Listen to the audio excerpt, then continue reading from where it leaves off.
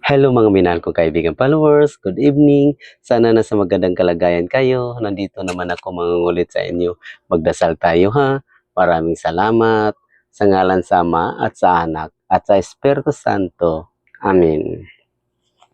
Ama naming banal na makapangyarihan sa lahat, dumudulog kami ngayong gabi sa iyo naway pumapasok ka sa aming tahanan at alisin mo po ang lahat ng maaming mga alalahanin, ang mga karamdaman, mangyaring bantayan mo po ang aming mga pamilya at mga kaibigan, lalong-lalo na ang nakakita sa video na to.